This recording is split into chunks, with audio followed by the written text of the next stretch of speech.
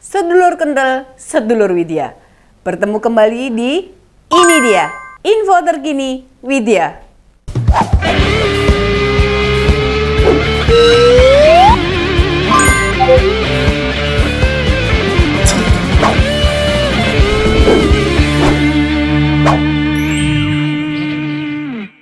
Ketua Umum Partai Republik I Hasnaini Muin mengklarifikasi bahwa pengakuannya menjadi korban pelecehan Ketua Komisi Pemilihan Umum atau KPU RI Hasyim Asyari tidak benar.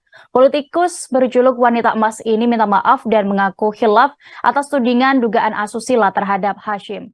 Saya Hasnaini, surat pernyataan klarifikasi mengenai video saya yang beredar kemarin. Saya Hasnaini hari ini Jakarta Minggu 11 Desember 2022. Melalui surat ini saya memohon maaf sebesar-besarnya kepada Ketua KPU Hasyim Asyari beserta jajarannya, serta melalui surat ini saya menyatakan dan mengklarifikasi bahwa video yang beredar yang menyatakan bahwa saya telah mengalami pelecehan seksual dan pemerkosaan yang dilakukan oleh Ketua KPU Hasyim Asyari, maka saya nyatakan bahwa hal itu tidak benar. Perkataan itu saya katakan karena kekesalan saya dan kehilapan saya. Akibat saat ini saya sedang mengalami sakit depresi. 2. Bahwa pada faktanya hubungan saya yang ada selama ini antara dengan Ketua KPU RI Hasyim Asyari adalah hubungan yang bersifat profesional saja dan tidak lebih dari itu. Yang ketiga, bahwa saya memastikan jika di kemudian hari terjadi lagi kejadian serupa yang dilakukan oleh pihak manapun, saya nyatakan hal itu tidak benar. Demikian surat pernyataan ini dan klarifikasi ini saya buat agar diketahui seluruh pihak yang terkait dalam hal ini, serta saya tanda tanganin secara sadar dan sedang berada di bawah tekanan dan pihak manapun. Terima kasih, saya Hasnaini. Sudah menyimak video barusan? Saya sebagai perempuan makin sedih. Bagaimana demokrasi Indonesia bisa maju jika politisinya begitu? Ibu Hasnaini, Anda itu ketua umum partai dan juga seorang perempuan. Kok ya enteng saja meminta maaf bahwa tuduhan Ketua KPU RI Bapak Hasyim Asyari telah melakukan pelecehan seksual dan pemerkosaan itu tidak benar. Anda bilang penyebab munculnya tuduhan itu karena kesal dan kilaf, karena sedang depresi. Bagaimana harga diri perempuan Indonesia bisa bangkit kalau kualitas seorang ketua umum partai begini? Bagaimana bisa membela hak-hak perempuan jika model beginian bisa memegang jabatan ketua partai politik? Padahal judul salah satu media, tepatnya Warta Kota, menyebut Hasnaini mengaku disetubuhi Ketua KPU berkali-kali dan mengutip pernyataan salah satu anggota DPD sebagai gratifikasi seks. Ini juga model media apa? Partai politik dan media adalah dua pilar di antara 4 pilar penyangga demokrasi. Jika dua pilarnya didirikan dengan fitnah, apa jadinya bangsa ini ke depan? Ingat loh, tuduhan yang disampaikan itu bukan tuduhan biasa.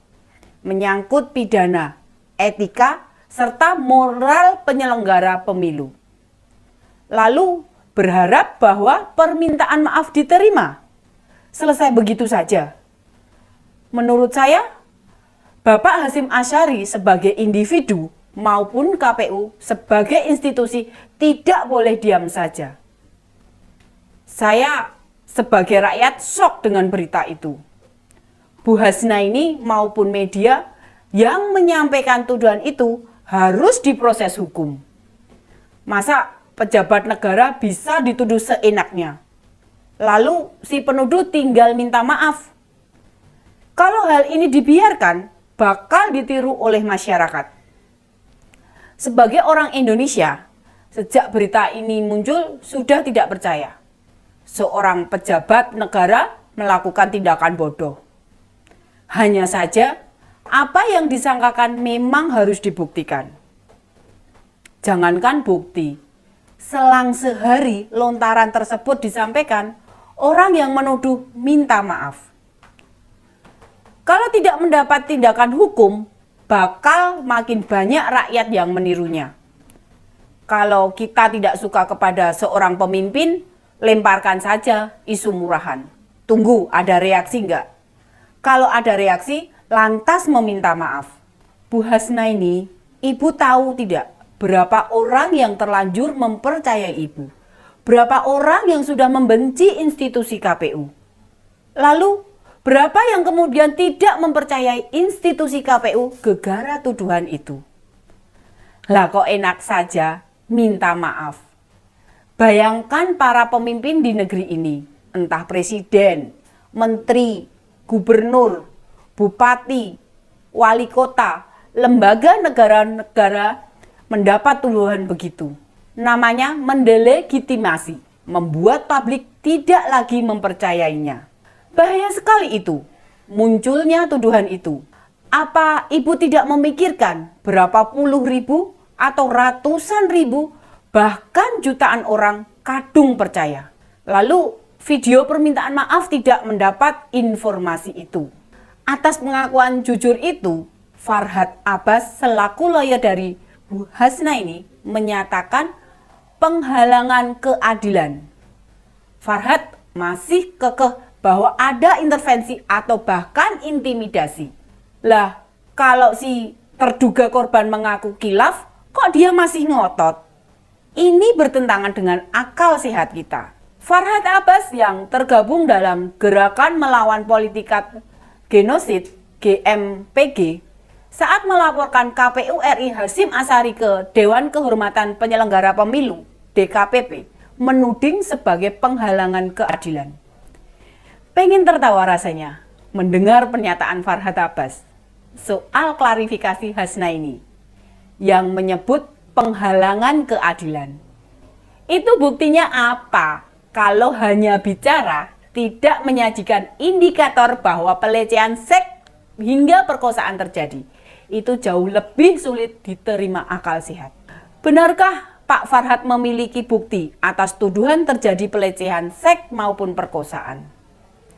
Lah terduga korban saja sudah membantah. Anehnya, Pak Farhad malah yang ngotot sudah terjadi pelecehan serta perkosaan. Pak Farhad yang menjabat sebagai Ketua Umum Partai Pandai maupun Bu Hasnaini yang memimpin Partai Republik 1 bersama parpol tidak lolos pemilu mengadukan Ketua KPU RI ke DKPP. Sejak awal jelas bahwa ada motif lain di balik pelaporan ini. Harusnya KPU tidak mendiamkan saja, tuntut balik mereka. Orang kelewat mempercayai berita itu, maka sudah memunculkan opini bahwa Ketua KPU RI tidak bermoral.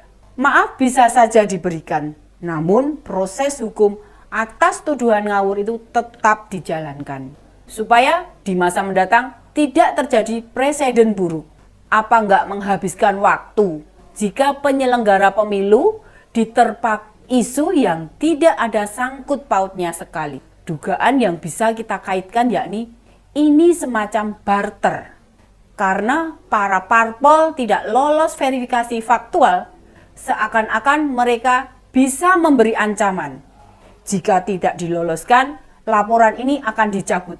Partai politik lain juga idealnya tidak membiarkan saja.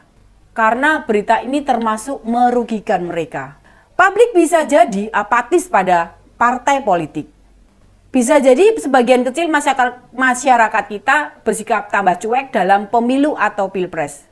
Buat apa menggunakan hak pilih bila penyelenggara pemilu sudah berbohong? Parpol jadi makin minim pemilihnya. Baik Bang Farhad serta Bu Hasnaini tidak memiliki kapasitas sebagai orang penting di partai. Mereka tidak lolos, kan jelas apa sebabnya. Harusnya konfirmasi di lapangan. Benarkah verifikasi faktual KPU pada partai mereka ada tindak kecurangan? Data apa saja yang dikurangi dan itu mengakibatkan mereka gagal lolos sebagai parpol peserta pemilu 2024 mendatang. Karena buntu, lantas muncullah pengakuan Bu Hasnaini. Harus diinvestigasi siapa sebenarnya yang mendesain isu ini. Dalang atau otak yang mendorong Bu Hasnaini membuat pengakuan fiktif siapa. Dia harus ikut bertanggung jawab atas munculnya tuduhan murahan ini. Apakah Bu Hasnaini seberani itu menuduh Pak Hasyim Asyari atau ide ini berasal dari Bang Farhad yang mendampingi dan melaporkan kasus ini ke DKPP? Masyarakat harus kompak meminta orang-orang yang terlibat dalam mendesain atau merancang kasus ini menjalani proses hukum. Jangan dikira meski tuduhannya ke Pak Hasyim seorang, komisioner lain tidak kena getahnya. Bisa jadi komisioner KPU Provinsi, komisioner KPU Kabupaten dan Kota ikut berkurang kepercayaannya. Kalau tingkat kepercayaan masyarakat turun, akibatnya hasil kerja-kerja KPU tidak legitimate. Ini bahayanya. Jadi ini bukan perkara sepele, bukan soal permintaan maaf. Ini soal dampak turunnya yang bisa lebih fatal akibatnya. Dewan Pers perlu turun tangan, cari media-media yang membuat berita dengan tujuan menggiring opini, mengubah pandangan, tidak cover both sides, disediakan sanksi. Wartawan yang menulis berita juga redaktur harus turut menanggung beban atau pemberitaan yang tidak benar. Marwah KPU sebagai penyelenggara pemilu yang independen, netral, imparsial harus ditegakkan. Dan pihak-pihak yang menekan, mengintervensi kebijakan, mendelegitimasi kepercayaan harus diminta pertanggungjawaban. Demikian info terkini Widya, sampai ketemu lagi di Ini Dia, info terkini Widya. Salam sedulur Kendal.